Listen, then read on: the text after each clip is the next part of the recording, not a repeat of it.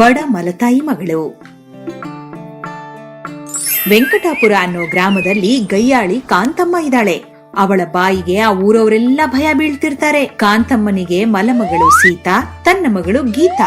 ಆದ್ರೆ ಕಾಂತಮ್ಮ ಚಿಕ್ಕಂದಿನಿಂದ ಸೀತನಿಗೆ ನರಕವನ್ನೇ ತೋರಿಸ್ತಾ ಇದ್ಲು. ಅವಳಿಗೆ ಮದ್ವೆ ವಯಸ್ಸು ಬಂದ್ರೂ ಬಡ ಸಂಬಂಧ ಬರಬೇಕು ಅಂತ ಬಂದ ಒಳ್ಳೆ ಸಂಬಂಧಗಳನ್ನ ಓಡಿಸ್ಬಿಡ್ತಾ ಇದ್ಲು. ತನ್ನ ಸ್ವಂತ ಮಗಳಿಗೆ ಒಳ್ಳೆ ಸಂಬಂಧ ಬರಬೇಕು ಅಂತ ಎದುರು ನೋಡ್ತಾ ಇದ್ಲು.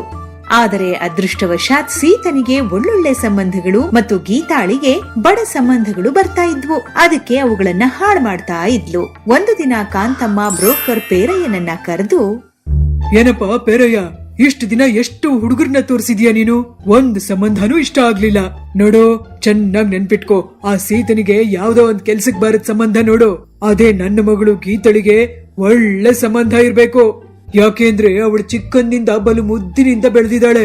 ಅತ್ತೆ ಮನೇಲಿ ಕಷ್ಟ ಬೀಳಕ್ ಆಗಲ್ಲ. ಇನ್ನು ಸೀತಾನ, ಅವಳ ಹಣೆ ಬರಹನೇ ದರಿದ್ರದ್ದು.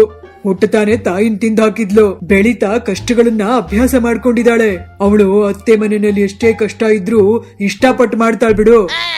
ಅಮ್ಮ, ನೀವು ಪ್ರತಿ ಸಾರಿ ಹೇಳ್ತಾ ಇದ್ದೀರಿ, ನಾನು ಅದನ್ನೇ ಮಾಡ್ತಾ ಇದ್ದೀನಿ. ಆದ್ರೆ ಏನ್ ಮಾಡೋಣ, ಬಹುಶಃ ಸೀತಾಳ ಅದೃಷ್ಟ ಬಹಳ ಚೆನ್ನಾಗಿದೆ.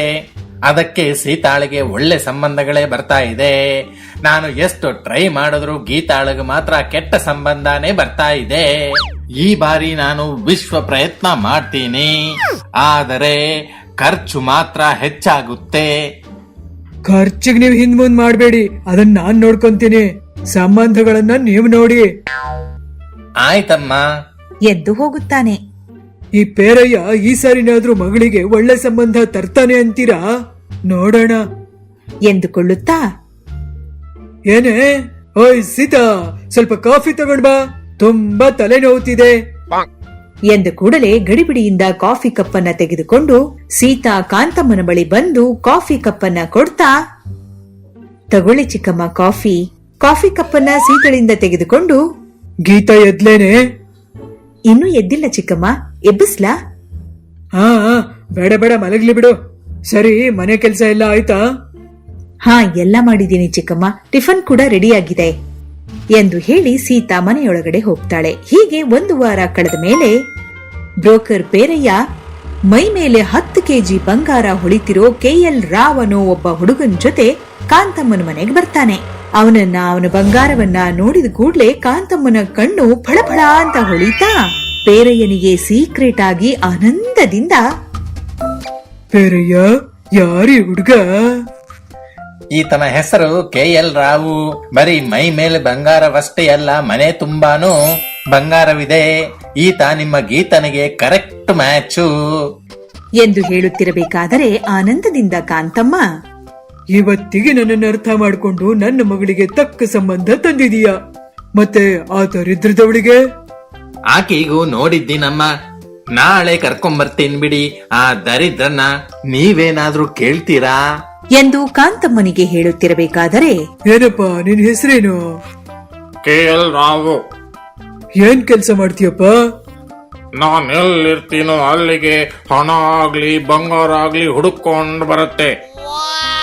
ಆ ಮಾತನ್ನ ಪೇರಯ್ಯ ಕವರ್ ಮಾಡ್ತಾ, ಅಷ್ಟು ಅದೃಷ್ಟವಂತ, ಅದಕ್ಕೆ ಅವರ ತಂದೆ ಹೆಚ್ಚಾಗಿ ಹೊರಗೆ ತಿರುಗಾಡಕ್ ಬಿಡಲ್ಲ. ಹೀಗೆ ಆ ಮಾತನ್ನು ಕೂಡ ಕವರ್ ಮಾಡ್ತಾನೆ ಪೇರಯ್ಯ. ಈ ಸಂಬಂಧವನ್ನ ಗೀತಳಿಗೆ ಕಾಂತಮ್ಮ ಗಟ್ಟಿ ಮಾಡ್ತಾಳೆ. ಅದೇ ರೀತಿ ಮಾರನೇ ದಿನ ಪೇರಯ್ಯ 10 ಎಕರೆ ಜಮೀನುಳ್ಳ ರೈತ ವೆಂಕಟ್ ಎಂಬ ವ್ಯಕ್ತಿಯನ್ನ ಕರೆದುಕೊಂಡು ಬಂದು ಕಾಂತಮ್ಮನಿಗೆ ಪರಿಚಯ ಮಾಡಿಸ್ತಾನೆ. ಕಾಂತಮ್ಮ ವೆಂಕಟ್ನನ್ನ ನೋಡಿದ ಕೂಡ್ಲೆ ಆನಂದದಿಂದ ಸೀತಾಳಿಗೆ ಮದುವೆ ಗಟ್ಟಿ ಮಾಡ್ತಾಳೆ. ಇಬ್ಬರು ಮದ್ವೆನೂ ಆಗೋಗುತ್ತೆ. ಆದ್ರೆ KL ರಾವ್ನನ್ನ ಕಾಂತಮ್ಮ ಮನೆ ಅಳಿಯನನ್ನಾಗಿ ಮಾಡಿಕೊಂಡು ಒಪ್ಪಿಸ್ತಾಳೆ. ಇನ್ನು ಮದುವೆ ಆದ ಸೀತಾ ತನ್ನ ಪತಿ ಜೊತೆ ತನ್ನ ಅತ್ತೆ ಮನೆಯಲ್ಲಿ ಕಾಲಿಡ್ತಾಳೆ. ಅಲ್ಲಿ ಒಳ್ಳೆ ಮನೆ, 10 ಎಕರೆ ಹೊಲ, ಗದ್ದೆ, ಒಳ್ಳೆ ಅತ್ತೆ ಮಾವನ ಜೊತೆಗೆ ಅತ್ಯುತ್ತಮವಾದ ಕುಟುಂಬ ವೆಂಕಟ್ದು. ಸೀತಾ ಬರುತ್ತಲೂ ಅತ್ತೆ ಮಾವ ಆನಂದದಿಂದ ಸ್ವಾಗತಿಸ್ತಾರೆ. ಅಂದಿನಿಂದ ಸೀತಾಳ ಕಷ್ಟಗಳು ಮುಕ್ತವಾದವು. ಇತ್ತ ಗೀತಾಳ ಸಂಸಾರ ನೋಡಿದ್ರೆ KL ರಾವ್ ರಾತ್ರಿ ಹೊರಗಡೆ ಹೋಗೋದು, ಬೆಳಿಗ್ಗೆದ್ದ ಕೂಡಲೇ ಹಣ ಬಂಗಾರ ತಗೊಂಡ್ ಬರೋದು, ಅದನ್ನ ನೋಡಿ ಅತ್ತೆ ಮತ್ತು ಹೆಂಡತಿ ಸಂಭ್ರಮಿಸ್ತಾ ಇದ್ದು ಮತ್ತೊಂದೆಡೆ ಸಣ್ಣ ಅನುಮಾನನೂ ಬರ್ತಾ ಇರುತ್ತೆ. ಏನಪ್ಪ ನೀನು ಪ್ರತಿದಿನ ರಾತ್ರಿ ಹೊರಗೆ ಹೋಗಿ ಬೆಳಗಾಗೆದ್ದು ಹಣ ಬಂಗಾರದೊಂದಿಗೆ ಬರ್ತೀಯಲ್ಲ, ನೀವು ಮಾಡೋ ವ್ಯಾಪಾರದ ಹೆಸರು ಏನು ಅಳಿಯಂದ್ರೆ? ಅತ್ತೆ, ದೊಡ್ಡ ದೊಡ್ಡ ಮನೆಗಳಲ್ಲಿ ಬಂಗಾರ ನಿಟ್ಕೊಳಕ್ಕಾಗ್ದೆ ನನ್ನಂತವ್ರನ್ನ ಕರೆದು ಸಲಹೆ ಕೇಳ್ತಿರ್ತಾರೆ. ನಾನು ಅವ್ರ ಬಂಗಾರ ಭಾರ ಹೇಗ್ ತಗ್ಗಿಸ್ಬೇಕು ಅಂತ ಸಲಹೆ ಕೊಡ್ತೀನಿ. ಆ ಸಲಹೆ ಪ್ರತಿಫಲನೇ ನನ್ನ ಮೈ ಮೇಲಿರೋ ಬಂಗಾರ. ಅರ್ಥ ಆಯ್ತಾ? ಎನ್ನುತ್ತಾನೆ. ಆ ಮಾತಿಗೆ ಏನೊಂದು ಅರ್ಥವಾಗದೆ ಕಾಂತಮ್ಮ ತಲೆ ಕೆರ್ಕೊಳ್ತಾ, ಹಾ ಅರ್ಥ ಆಗಿರೋ ಹಾಗೆ ಇದೆ, ಆದ್ರೆ ಅರ್ಥ ಆಗ್ಲಿಲ್ಲ. ಏನಾದ್ರೇನ್ ಬಿಡು, ನೀನು ಕೈ ತುಂಬಾ ಸಂಪಾದಿಸ್ತಾ ಇದೀಯಾ, ಇದಕ್ಕಿಂತ ಹೆಚ್ಚಿಂದ ಏನ್ ಬೇಕು ನಮ್ಗೆ? ಎನ್ನುತ್ತಾ ಕಾಂತಮ್ಮ ಗೀತಾ ಆನಂದದಿಂದಿದ್ದಾರೆ.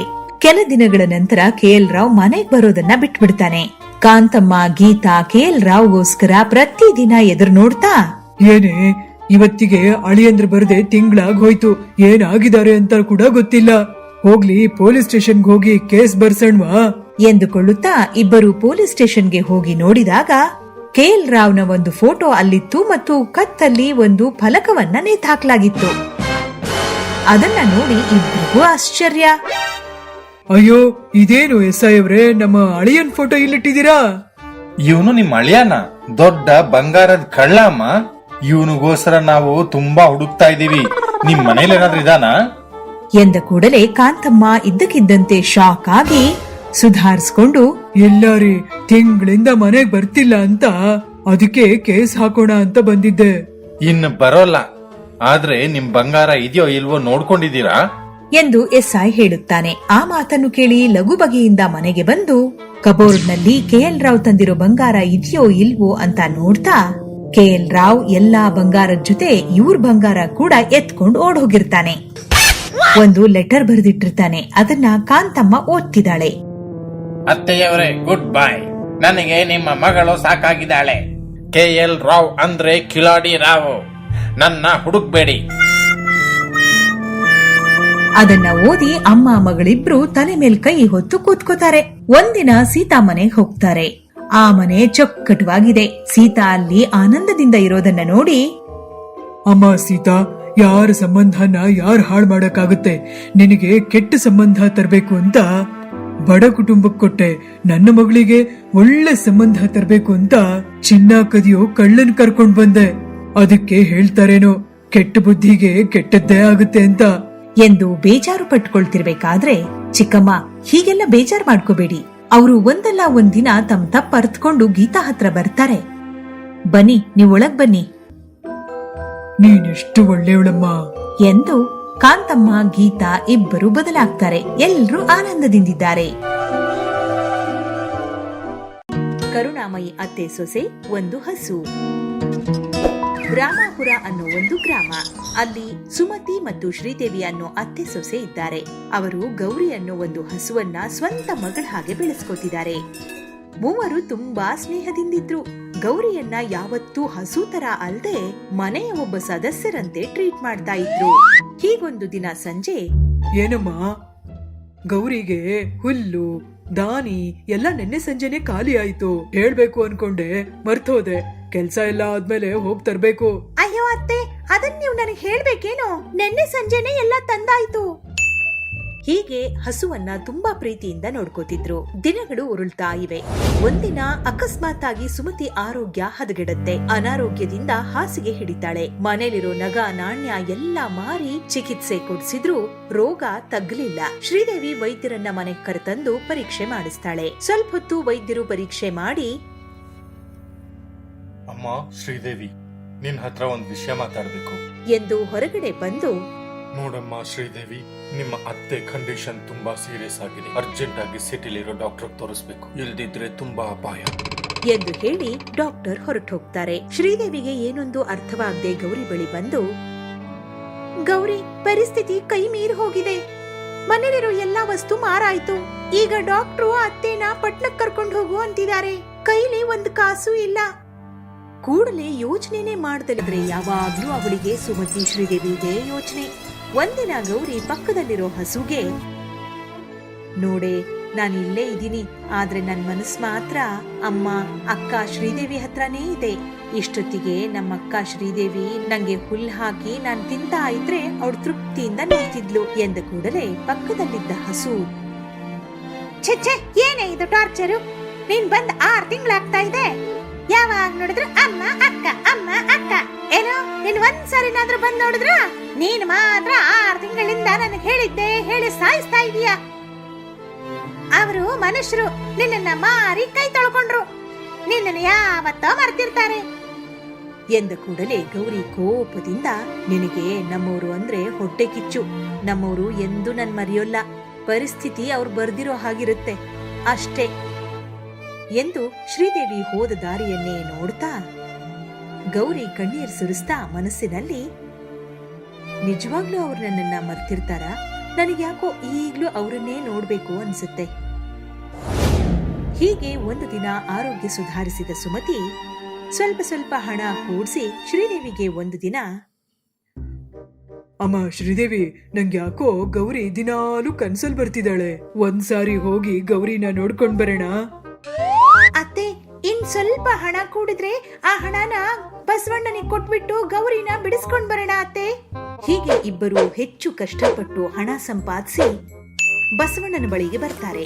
ಗೌರಿ ಜೊತೆಗಿರೋ ಹಸುಗಳ ಹತ್ರ ಬರ್ತಾ ಇರುವಾಗ ಹಸುಗಳೆಲ್ಲ ದೂರ ಹೋಗ್ತಾ ಅದರಲ್ಲಿ ಒಂದು ಹಸು, ಅಯ್ಯಯ್ಯೋ ಈ ಹಸು ಮಾತ್ರ ಅವರವರ ಬಗ್ಗೆನೆ ಹೇಳ್ಕೊಂಡು ತಲೆ ತಿಂದಾಕ್ಬಿಡುತ್ತಪ್ಪ ದೇವ್ರೇ, ಇಲ್ಲಿಂದ ಓಡಿ ಹೋಗಬೇಕು ಎಂದುಕೊಳ್ಳುತ್ತಿರುವಾಗ ಗೌರಿ ಮಾತ್ರ ಶ್ರೀದೇವಿ ಹೋದ ದಾರಿಯನ್ನೇ ನೋಡ್ತಾ ಇರುತ್ತೆ. ಅದೇ ಸಮಯದಲ್ಲಿ ಶ್ರೀದೇವಿ ಸುಮತಿ ಬರೋದು ಗೌರಿಗೆ ಕಂಡು ಹಸು ಮಂದೆ ಹತ್ರ ನೋಡಿ, ಇಷ್ಟು ದಿನ ನಿಮ್ಮವ್ರು ಬರೋಲ್ಲ ಅಂದೆಯಲ್ಲ, ನೋಡಲ್ಲಿ ನಮ್ಮವರು ಬರ್ತಾ ಇದ್ದಾರೆ ಎಂದು